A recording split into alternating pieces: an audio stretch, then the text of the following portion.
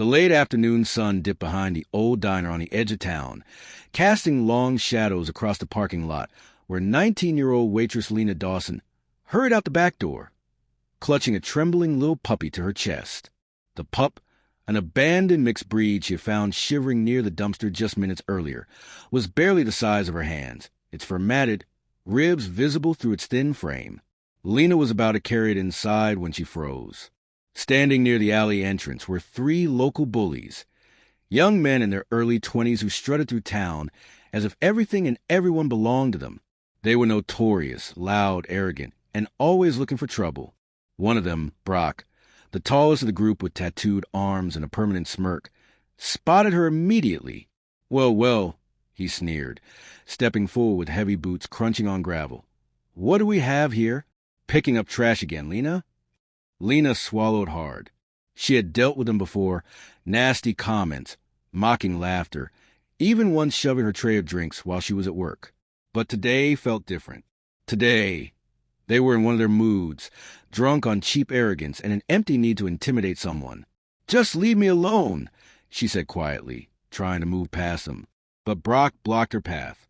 The second bully, Jace, reached out as if to grab the puppy, who whimpered and buried its face against her shirt.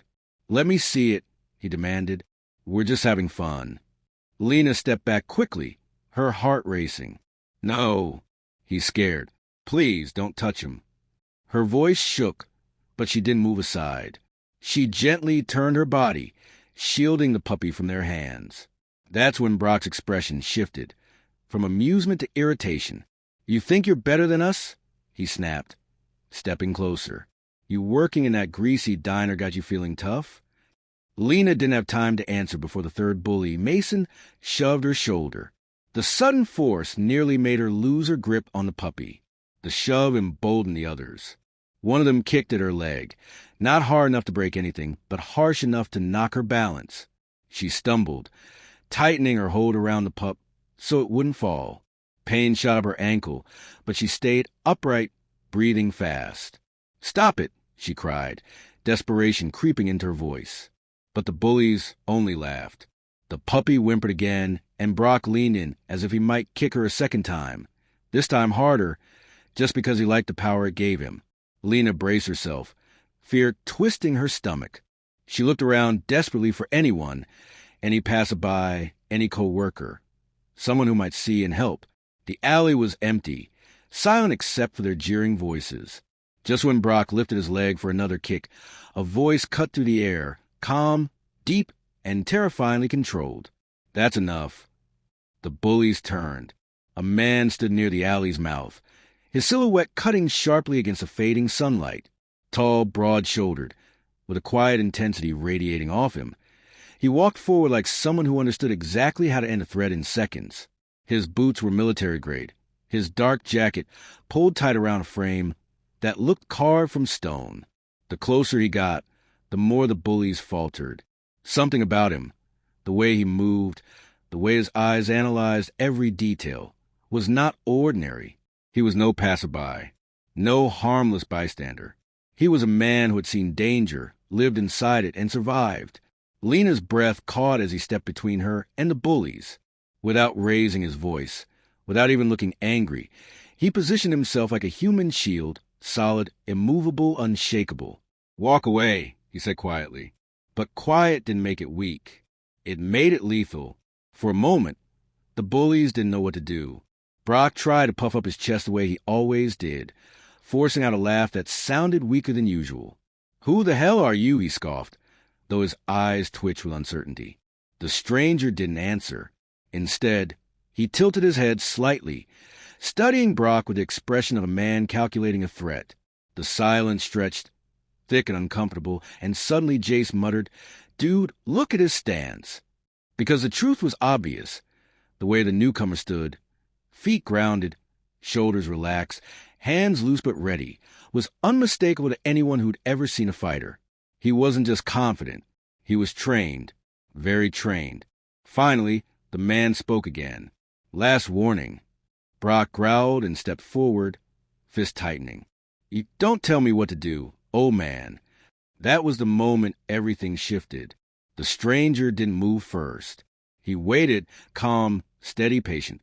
When Brock lunged toward him, it was over in seconds.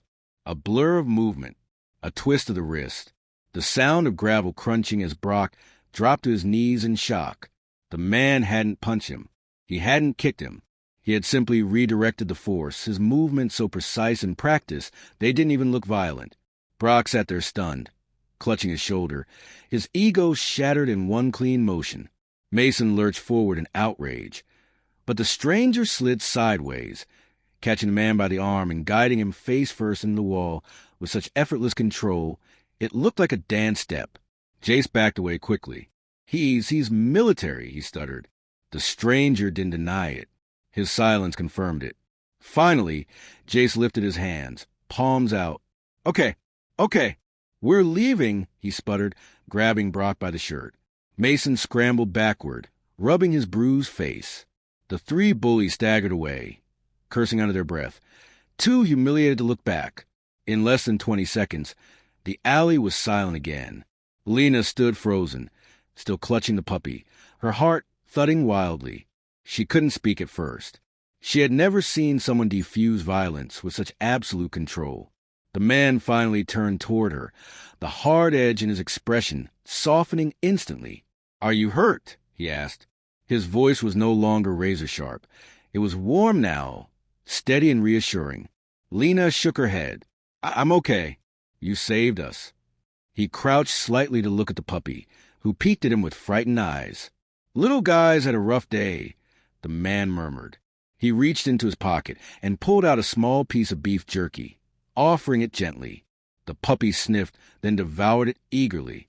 Lena managed a shaky laugh. "Thank you, really. I don't know what would have happened." The stranger nodded. "People like them pick easy targets. You weren't alone today. That's all." There was something in the way he spoke, humble, grounded, that made her realize he didn't see himself as a hero. But he was one, a quiet one, a real one. When she finally asked his name, he hesitated for a moment. "Cole Hartman," he said. "Navy SEAL, retired."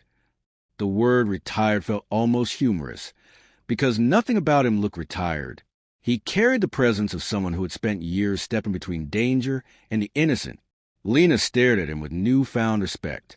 She noticed the faint scars on his hands, the calm in his eyes that belonged to someone who had survived storms most people couldn't even imagine.